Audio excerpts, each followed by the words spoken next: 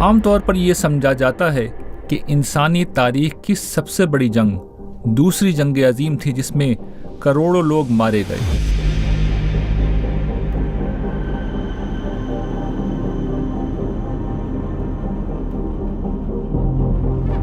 حقیقت یہ ہے کہ اس دنیا کی سب سے بڑی جنگ انسان اور شیطان کے بیچ میں برپا ہے۔ اس جنگ میں شیطان کی فتح یہ ہے کہ وہ انسان کو اپنی طرح خدا کا باغی بنا دے۔ دنیا کا ہر ظلم و فساد شیطان کی اس فتح کے بعد جنم لیتا ہے۔ اس جنگ کا پہلا معرکہ انسانوں کے جد امجد حضرت آدم علیہ السلام اور ان کی اہلیہ حضرت حوا علیہ السلام اور شیاطین کے سردار ابلیس کے بیچ میں برپا ہوا تھا۔ انسانوں کے ماں باپ نے اس معرکے میں ابلیس کو شکست دی تھی۔ انسان اور شیطان کی اس جنگ میں آج بھی اولاد آدم کے لیے فتح کا واحد راستہ وہی ہے جو ان کے ماں باپ نے اپنایا تھا۔ انسان کی کہانی میں آج ہم یہ دیکھیں گے کہ انسان نے شیطان کے خلاف اپنی ہاری ہوئی بازی کیسے جیت میں بدلی تھی۔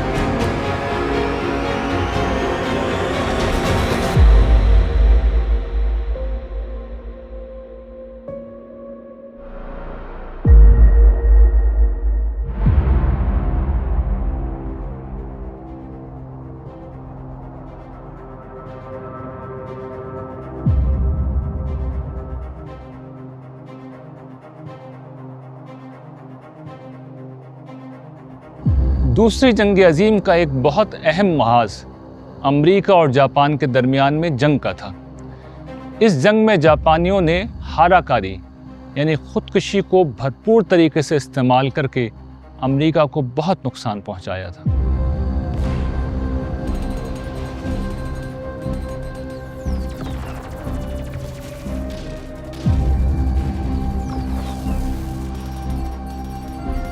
اس میں جاپانی پائلٹ اسلحے سے بھرے ہوئے ہوائی جہاز کو بحری جہاز سے ٹکرا دیتے، وہ خود بھی مرتے اور بحری جہاز کو بھی ڈبو دیتے۔ یوں یہ خودکش حملے اپنے دشمن کو نقصان پہنچانے کا ایک انتہائی مؤثر طریقہ بن کر سامنے آئے۔ انسان اور شیطان کے بیچ میں جو جنگ روز ازل سے شروع ہوئی تھی، اس میں شیطان نے اپنے لیے خودکش حملہ آور ہی کا کردار پسند کیا تھا۔ ہم یہ دیکھ چکے ہیں کہ شیطان نے اللہ تعالیٰ کی طرف سے لعنت قبول کر لی تھی، مگر انسان کی برتری قبول کر کے اس کے سامنے سجدہ نہیں کیا تھا۔ اس کے بعد شیطان نے اللہ تعالیٰ کی عزت کی قسم کھا کر یہ عزم کیا تھا کہ وہ انسانوں کو گمراہ کرے گا۔ یہ انسانوں کے خلاف ایک کھلا ہوا اعلان جنگ تھا۔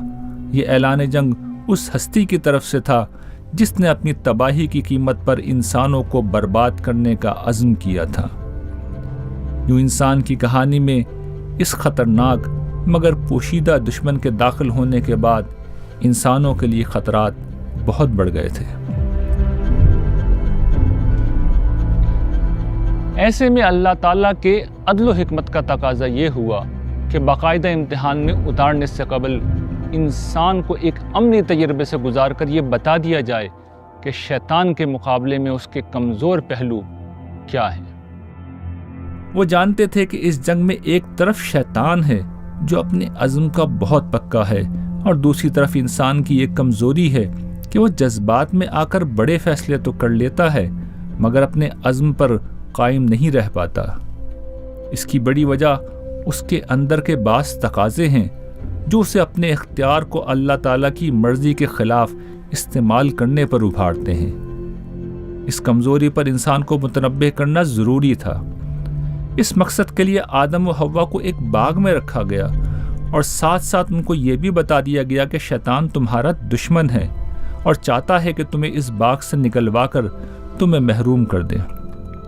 ہم نے اس سے پہلے آدم پر ایک عہد کی ذمہ داری ڈالی تھی تو وہ بھول گیا تھا اور ہم نے اس میں ارادے کی پختگی نہیں پائی تھی۔ یاد کرو جب ہم نے فرشتوں سے کہا کہ آدم کو سجدہ کرو تو وہ سجدہ ریز ہو گئے، مگر ابلیس نہیں مانا، اس نے انکار کر دیا۔ اس پر ہم نے کہا کہ اے آدم، یہ تمہارا اور تمہاری بیوی کا دشمن ہے، تو ایسا نہ ہو کہ یہ تم دونوں کو اس باغ سے نکلوا دے، پھر تم محروم ہو کر رہ جاؤ گے۔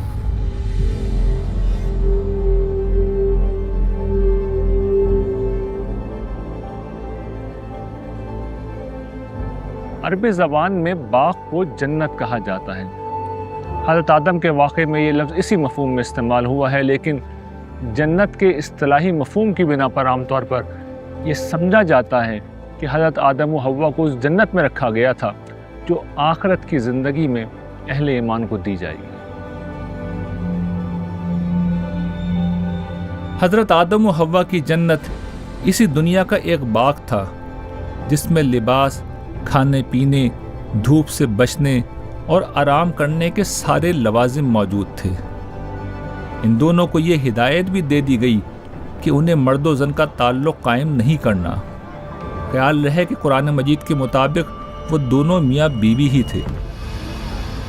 ان پر عائد کی گئی پابندی وہی تھی جو آج بھی مسلمانوں پر روزے کی حالت میں عائد کی جاتی ہے کہ وہ تعلق زن و شو قائم نہیں کریں گے۔ اور ہم نے کہا اے آدم، تم اور تمہاری بیوی دونوں اس باغ میں رہو اور اس میں جہاں سے چاہو فراغت کے ساتھ کھاؤ، ہاں البتہ تم دونوں اس درخت کے پاس نہ جانا ورنہ ظالم ٹھہرو گے۔ اس باغ میں تمہیں یہ آسائش ہے کہ نہ اس میں بھوکے رہتے ہو، نہ لباس کی ضرورت ہوتی ہے، نہ تم کو اس میں پیاس ستاتی ہے، نہ دھوپ لگتی ہے۔ لیکن شیطان نے اس کو ورغلایا۔ اس نے کہا آدم، میں تم کو وہ درخت بتاؤں جس میں ہمیشہ کی زندگی ہے اور اس بادشاہی کا پتہ دوں جس پر کبھی زوال نہ آئے گا۔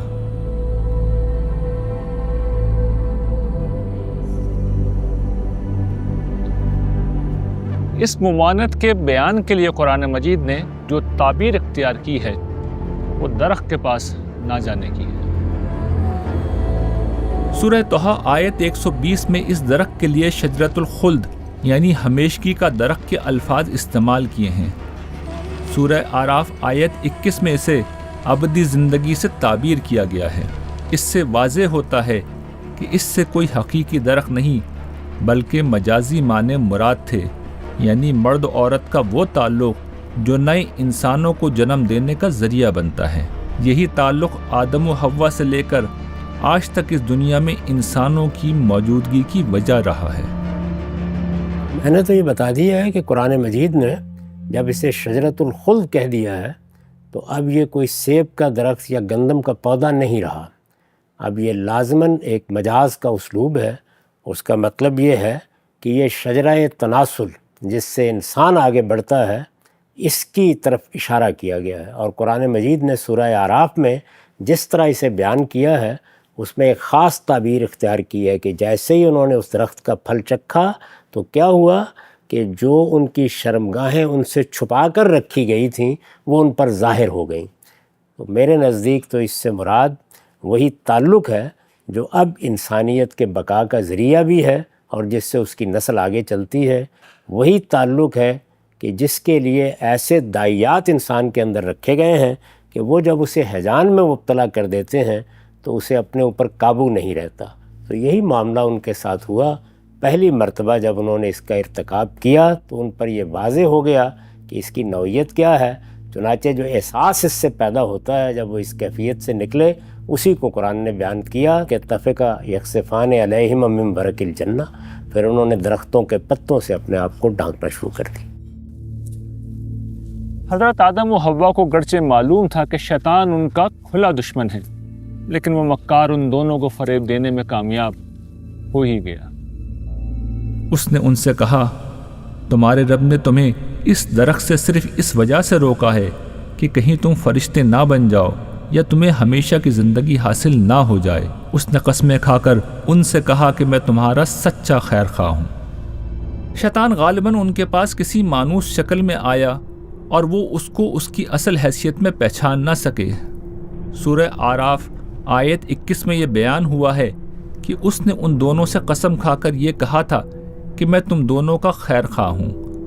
اس بات سے یہ نتیجہ نکلتا ہے کہ شیطان ان کے پاس کسی متعین شخصیت کے روپ میں آیا تھا، کیونکہ کوئی متعین شخصیت ہی کسی کو اپنے خیر خواہ ہونے اور قسم کھا کر اپنی سچائی کا یقین دلا سکتی ہے۔ خیال میں آنے والے وسوسوں کے لیے یہ تعبیر موزوں نہیں۔ قدیم آسمانی صحیفوں میں سے سانپ کہا گیا ہے، یہ بھی تمثیلی طور پر ایک دشمن کا بیان ہے، کسی وسوسے کا نہیں۔ ابلیس نے ان دونوں کو دھوکہ دینے کے لیے بہت سے جھوٹ بولے ہیں۔ اس نے ان دونوں کو اپنی خیر خواہی کا یقین دلاتے ہوئے کہا کہ اس درخت کا پھل کھانے سے وہ فرشتوں کی طرح ہو جائیں گے، انہیں ہمیشہ باقی رہنے والی بادشاہی مل جائے گی۔ ظاہر ہے کہ فرشتوں کی عظمت اور ابدی بادشاہت جیسی چیزوں میں بڑی کشش ہے۔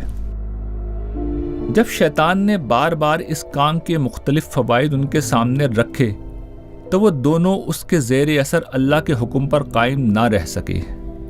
نتیجہ یہ نکلا کہ ان کی شرمگاہیں ان پر کھل گئیں اور اپنی غلطی کا احساس ہونے کے بعد وہ اپنی برہنگی چھپانے کے لیے پتوں سے ستر پوشی کرنے لگے۔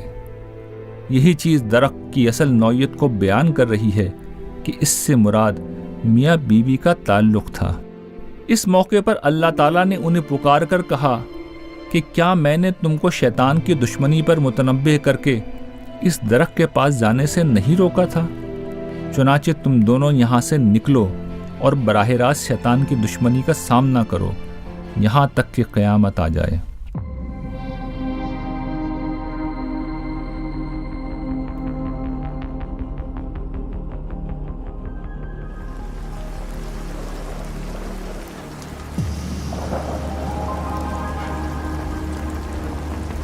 ہم اس وقت سری لنکا کے مشہور مقام ایڈمز پیک کی طرف جا رہے ہیں۔ اس طوفانی بارش میں ہزاروں سیڑھیاں طے کر کے ہمیں اس پہاڑ تک جانا ہے جس کے متعلق مشہور ہے کہ حضرت آدم علیہ السلام کو یہاں اتارا گیا۔ قطع نظر اس کے کہ یہ بات کس حد تک درست ہے یا نہیں، اہم بات وہ پیغام ہے جو اس موقع پر اللہ تعالیٰ نے انسانیت کو دیا تھا۔ یہ پیغام تا قیامت آنے والے انسانوں کے لیے ایک مکمل رہنمائی۔ پھر آدم نے اپنے پروردگار سے توبہ کے چند الفاظ سیکھ لیے اور ان کے ذریعے سے توبہ کی تو اس پر اس نے عنایت فرمائی اور اس کو معاف کر دیا۔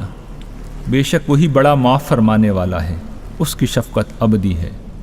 ہم نے کہا تم سب یہاں سے اتر جاؤ، پھر میری طرف سے اگر کوئی ہدایت تمہارے پاس آئے تو اسی پر چلنا، اس لیے کہ جو لوگ میری اس ہدایت کی پیروی کریں گے ان کا صلہ جنت ہے، سو ان کے لیے نہ وہاں کوئی اندیشہ ہے اور نہ وہ کبھی غمزدہ ہوں گے۔ اور جنہوں نے اس کا انکار کیا اور ہماری آیتوں کو جھٹلا دیا وہ دوزخ کے لوگ ہیں، وہ ہمیشہ اسی میں رہیں گے۔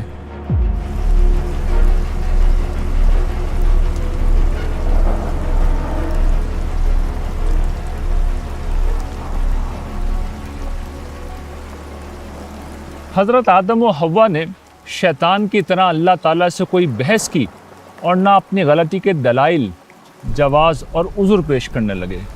وہ اپنی خطا کا اعتراف کر کے اللہ تعالیٰ سے اس کی بخشش اور رحمت کی برسات کی دعا کرنے لگے اور آخر کار وہ برسات ہو ہی گئی۔ اللہ تعالیٰ اس توبہ پر اتنے خوش ہوئے کہ نہ صرف دونوں کو معاف کر دیا بلکہ حضرت آدم کو برگزیدہ کر کے منصب نبوت پر بھی فائز کر دیا تاکہ ان کی اور ان کی اولاد کی رہنمائی ہوتی رہے۔ تاہم باغ سے نکل کر زندگی کے میدان کارزار میں جا کر شیطان کا مقابلہ کرنے کا حکم باقی رہا۔ یوں انسانیت نے شیطان کے مقابلے میں اپنا سبق سیکھ کر اپنی زندگی کا باقاعدہ آغاز کیا، اس ہدف کے ساتھ کہ مرنے کے بعد وہ اس جنت کے حقدار بن سکیں جہاں کی نعمتیں لافانی ہیں اور جہاں سے کبھی نہیں نکالا جائے گا۔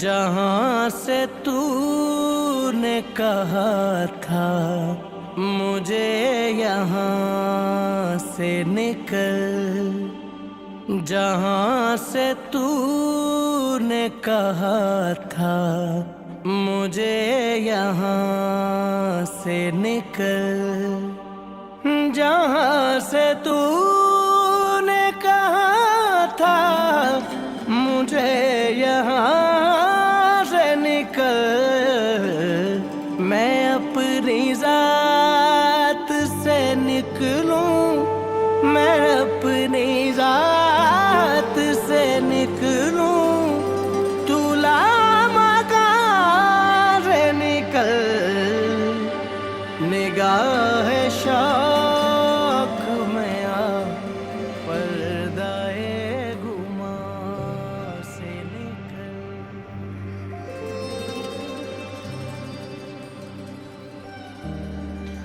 عورت اور مرد کا تعلق اپنی ذات میں ایک بہت خوبصورت چیز ہے۔ زندگی کا وجود اور اس کا سارا حسن، انسانی رشتے اور خاندان، بیشتر معاشی اور معاشرتی سرگرمیاں اسی تعلق کا نتیجہ ہیں۔ یہ دنیا میں خدا کی ایک عظیم نعمت ہے، مگر اس تعلق پر پابندی لگا کر اللہ تعالیٰ نے شروع ہی میں انسانوں کو سمجھا دیا تھا کہ یہ شیطان کے خلاف ان کا سب سے کمزور میدان بھی ہے۔ یہ بات شیطان بھی جانتا تھا، اور آج تک یہ انسانی جذبہ شیطان کا انسان کے خلاف سب سے بڑا ہتھیار ہے۔ وہ یہیں سے گھات لگا کر انسانوں کو اپنے رب کی نافرمانی پر آمادہ کرتا ہے۔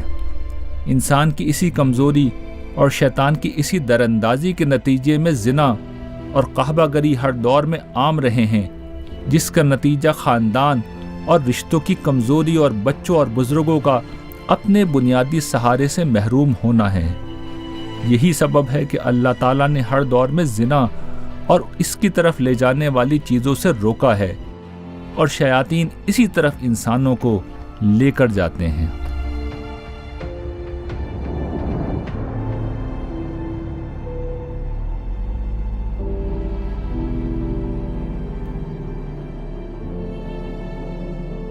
کہا جاتا ہے کہ قحبہ کری دنیا کا سب سے قدیم پیشہ ہے۔ ریڈ لائٹ ایریا آج بھی دنیا کے تمام اہم سیاحتی مراکز میں پائے جاتے ہیں، کہیں اعلانیہ، کہیں پس پردہ، مگر یہ چیز ہمیشہ انسانی معاشرت کا حصہ رہی ہے اور آج بھی ہے۔ 2016 کے ایک جائزے کے مطابق کال گرلز کی تعداد 4 کروڑ کے لگ بھگ تھی، جن میں سے 80% لڑکیاں 13 سے 25 سال کی عمر کی تھیں۔ اس مقصد کے لیے لوگ $180 ارب سے زائد رقم سالانہ خرچ کرتے ہیں۔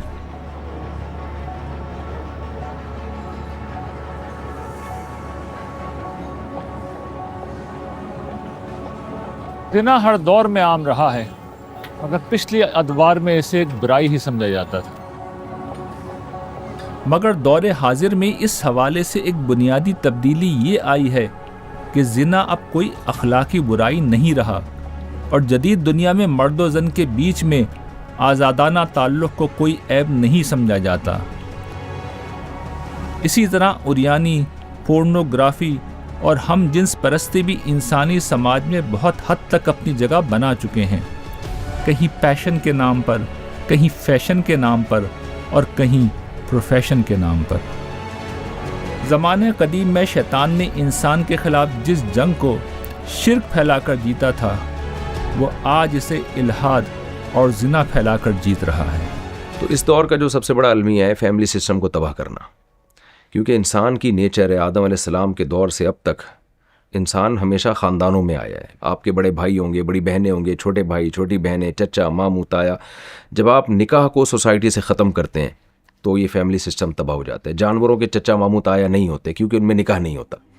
تو اب نکاح کو ختم کرنے کا جو سب سے بڑا ذریعہ ہے وہ بے حیائی کو پھیلاتے ہیں۔ قصہ آدم و ابلیس یہ بھی بتاتا ہے کہ انسان فطرتاً برائی کو ناپسند کرتا ہے، وہ کسی برائی کو برا سمجھتے ہوئے کم ہی اختیار کرتا ہے۔ شیطان کا طریقہ واردات یہ ہے کہ وہ انسان کی خواہشات کو بے لگام کرتا ہے، برائی کو نیکی بنا کر پیش کرتا اور اس کے حق میں اخلاقی جواز اور فلسفے گھڑتا ہے۔ جنسی بیراروی کو دور جدید میں جو قبول عام حاصل ہوا ہے، اس کے پیچھے یہی فلسفیانہ جواز ہے۔ نیم اریانی اگر آج جدید دنیا میں ایک فیشن، پورنوگرافی ایک نفع بخش صنعت اور ہم جنس پرستی اگر لوگوں کا حق بن چکی ہے، تو اس کے پیچھے باقاعدہ ایک فلسفہ اور استدلال موجود ہے۔ ان چیزوں کو انسانی آزادی، محبت کے جذبے، سماجی اور نفسیاتی تقاضوں جیسی فطری چیزوں کے نام پر عام کیا گیا ہے، جو بہرحال انسانوں کے لیے بہت اہم اور قابل قدر ہیں۔ زنا کے خلاف سب سے بڑی رکاوٹ مذہب تھا، مگر دور جدید میں انکار خدا کی فکر نے مذہب کو کمزور کر دیا۔ پھر صنعتی ترقی نے جب شادی کی عمر میں بہت اضافہ کیا تو یہ آوازیں اٹھنے لگیں کہ مرد و عورت کے تعلق کو شادی سے الگ کر دینا چاہیے۔ ان میں سب سے زیادہ مؤثر آواز برٹرنڈ رسل کی تھی، جو ایک منکر مذہب دانشور تھے۔ انہوں نے ایک بھرپور تحریک چلا کر مغربی سماج کو آمادہ کیا کہ مرد و زن کے تعلق کو شادی کے بندھن سے الگ کر دیا جائے۔ انہوں نے اپنی کتاب میرج اینڈ مورل میں شادی کے بندھن میں داخل ہونے سے قبل اس تعلق کو قائم کر لینے کی زبردست وکالت کی۔ اس سے قبل فرائیڈ نے انسانی نفسیات پر جو کام کیا وہ جنسی آزادی کے حق میں ایک علمی فضا قائم کر چکا تھا۔ اس کا نتیجہ یہ ہے کہ آج مذہبی معاشروں میں خاموشی سے اور باقی معاشروں میں اعلانیہ جنسی بیراروی عام ہے۔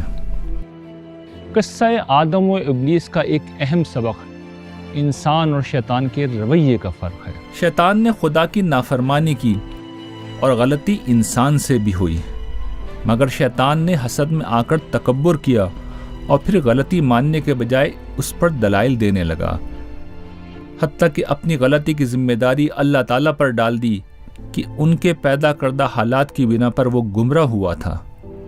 پھر اس نے نہ صرف انسانوں کے خلاف دشمنی کا عزم کیا، بلکہ معافی مانگنے کے بجائے اس بات کی مہلت مانگی کہ اسے انسانوں کو گمراہ کرنے کا موقع فراہم کیا جائے تاکہ وہ ثابت کر سکے کہ انسان ایک ناشکری مخلوق ہے۔ اس کے برعکس حضرت آدم و حوا غلطی کے فوراً بعد اللہ تعالیٰ کے سامنے جھک گئے۔ انہوں نے نہ تو یہ عذر پیش کیا کہ شیطان نے ان کو قسم کھا کر فریب دیا، نہ یہ کہا کہ آپ نے ایک جبلی تقاضے پر پابندی لگا کر غلط کیا، اس لیے غلطی کے ذمہ دار ہم نہیں بلکہ آپ خود ہیں۔ اپنی غلطی کا جواز ڈھونڈنے اور اس کا الزام دوسروں پر ڈالنے کے بجائے توبہ، ندامت اور خدا کی بخشش اور رحمت کی طلب کا یہی وہ رویہ ہے جو انسان کے لیے بڑے سے بڑے جرم کو قابل معافی بنا دیتا ہے۔ قرآن میں جو یہ آیا تھا فرشتے اللہ کے حکم کی نافرمانی نہیں کرتے، تو یہ شیطان نے نافرمانی اس لیے کی کہ یہ فرشتہ ہے ہی نہیں تھا، اس سے حکم تھا، اسی لیے اس نے آگے سے جو ریبٹل کرتے ہوئے اللہ تعالیٰ کو جواب دیا اس میں اس نے اپنی اس غلطی کو جسٹیفائی کیا۔ اور دوسری طرف آدم علیہ السلام وہ ہیں جنہوں نے غلطی کو جسٹیفائی نہیں کیا بلکہ غلطی مان لی ہے۔ جو غلطی مان لے وہ آدمی ہے، اور جو غلطی نہ مانے، جسٹیفیکیشن دے، وہ شیطان ہے۔ پھر اس کے پروردگار نے اس کو برگزیدہ کیا سو اپنی عنایت سے اس کی توبہ قبول فرمائی اور اسے راستہ دکھا دیا۔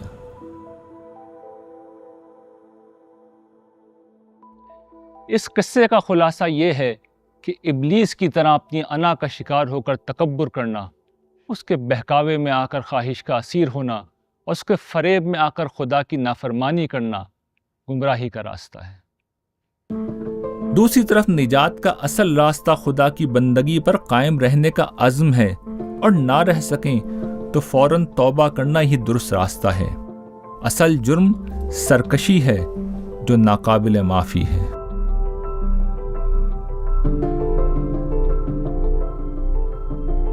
حضرت آدم علیہ السلام کو اللہ تعالیٰ نے پہلا نبی بنایا تھا، اور یہ بھی بتا دیا تھا کہ بعد میں بھی وقفے سے انسانیت کی رہنمائی کی جاتی رہے گی۔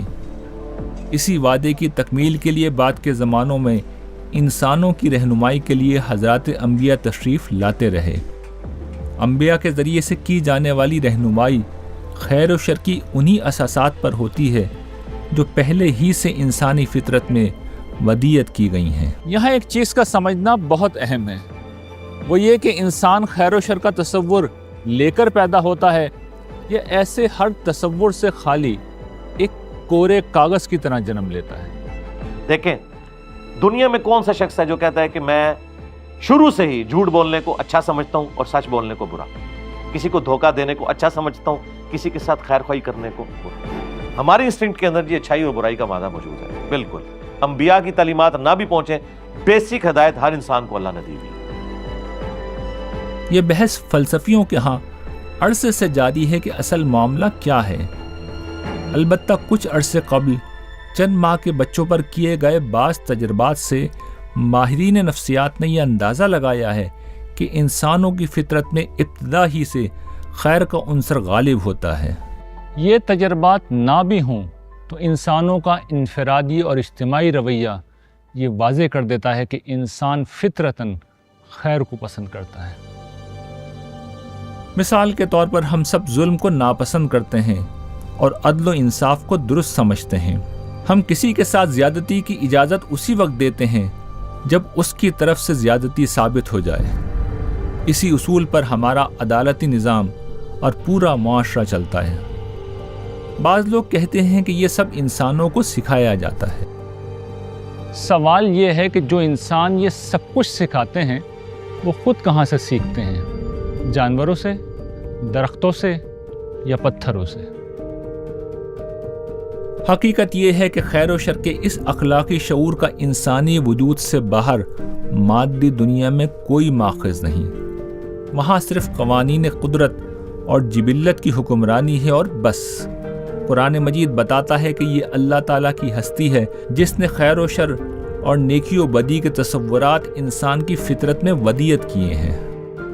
اللہ تعالی الانسان حین من الدہر لم یکن شیئا مذکورا، اللہ کہتے ہیں انسان پر بہت سال ایسے گزرے کچھ نہیں تھا، تو کیا ہوا نبتلی ہی، ہم اس کو آزمانا چاہتے تھے کہ خیر کی طرف جاتا ہے یا شر کی طرف جاتا ہے۔ فجعلناہ سمیعا بصیرا، سنتا دیکھتا بنا دیا۔ یہاں سنتا دیکھتا کا کیا مطلب؟ اس میں فہم دی ہم نے۔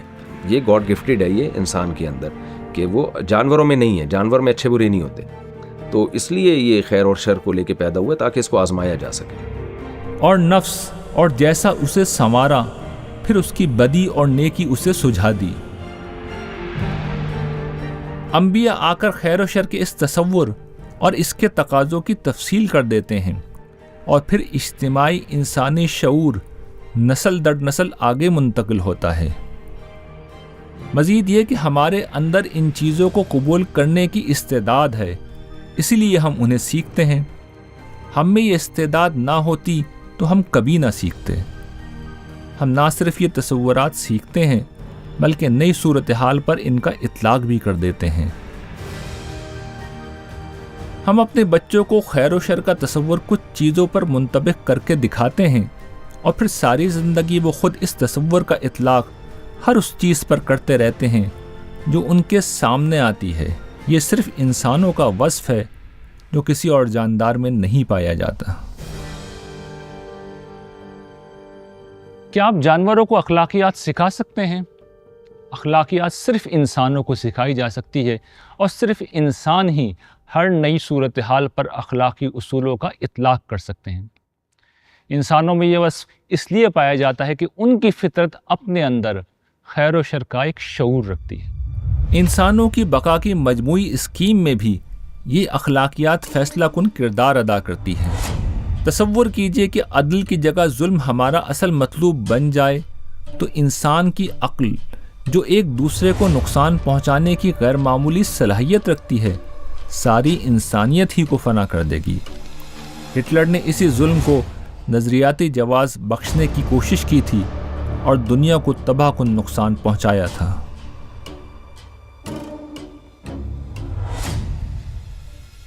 خیر و شر کا تصور بھی خدا کے تصور کی طرح فطرت انسانی میں پیوست ہے۔ انسانیت کی تصویر کے جکسا پزل میں ہم تمام اجزاء کو درست جگہ پر رکھیں گے تبھی انسانیت کی تصویر مکمل ہوگی۔ ان اجزاء میں چھوٹے بچوں کا رویہ، مادی دنیا میں خیر و شر کے تصورات کا نہ ہونا، انسان کا ان تصورات کو قبول کر کے ان کے اطلاق کی صلاحیت، انسانی سماج کی مجموعی بقا وغیرہ شامل ہیں۔ بہت سے لوگ فطرت کے ان حقائق کو نہیں ماننا چاہتے، جیسے کمیونسٹوں نے دلیل اور جبر دونوں کے ذریعے سے فطرت انسانی سے خدا کے تصور کو نکالنے کی بھرپور کوشش کی۔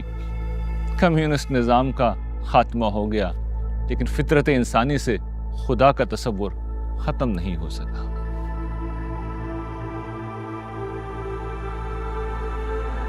یہی انبیاء علیہ السلام کی صداقت کی ایک فطری دلیل ہے کہ ان کی تعلیمات فطرت کی ان اساسات پر قائم ہوتی ہیں جن میں بیک وقت دل و دماغ اور فرد و اجتماع سب کے لیے یکساں اپیل پائی جاتی ہے۔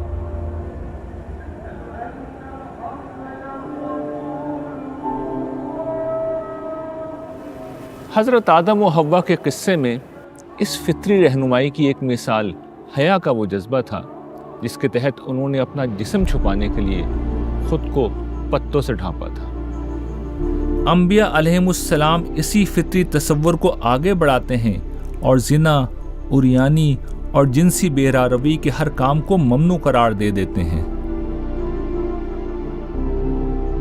انبیاء کی لائی ہوئی تعلیمات بہت فطری ہوتی ہیں جنہیں عقل سلیم خوش دلی سے قبول کرتی ہے، لیکن ان کی تعلیمات میں جب اضافے یا تبدیلی ہو جائے، انسانی فہم اصل کی جگہ لے لے، یہ انسان خود اپنا کوئی مذہب ایجاد کر لیں، تو پھر بہت سی غیر فطری چیزیں وجود میں آ جاتی ہیں جو خواہشات اور تعصبات کے تحت پھیل تو جاتی ہیں مگر رہتی غیر فطری ہیں اور عقل انسانی بھی انہیں رد کر دیتی ہے۔ اس دنیا کی ہر جنگ، ظلم اور فساد اس وقت پیدا ہوتا ہے جب انسان اپنی فطرت کی آواز کچل کر اور نبیوں کی تعلیمات کو رد کر کے شیطانی ترغیبات اور اپنی خواہشات کے پیچھے چل دیتا ہے۔ اس دنیا میں انسان کو اختیار اور اقتدار دے کر پیدا کیا گیا ہے۔ جب وہ اپنے اختیار کو انبیاء کی تعلیمات کے مطابق استعمال کرتا ہے تو ہر سمت روشنی پھیل جاتی ہے، مگر جب وہ شیاطین کے پیچھے چلتا ہے تو آخر کار وہ اسے ظلم، فساد اور گمراہی کے اندھیروں میں لے جاتے ہیں۔ دین کے معاملے میں اللہ کی طرف سے کوئی جبر نہیں ہے۔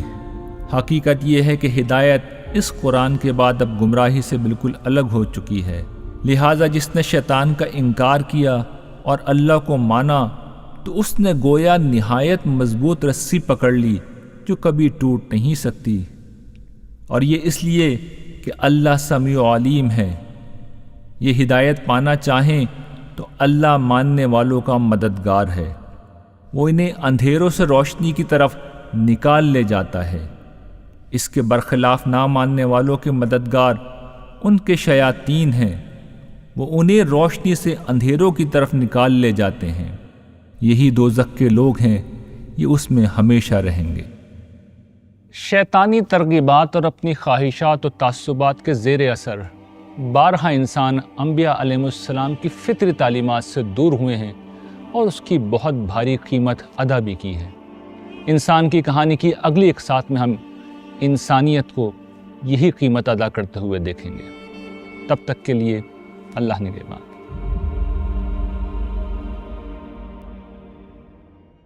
सुना है अभी वहीं मेरे इंतजार में है, सुना है अभी वहीं मेरे इंतजार में है, जहाँ से तूने कहा था मुझे यहाँ से निकल, जहाँ से तूने कहा था मुझे यहाँ से निकल, जहाँ से तूने कहा था मुझे यहाँ से निकल, मैं अपनी जात से निकलूं, मैं अपनी जात से निकलूं, तू लामकान से निकल,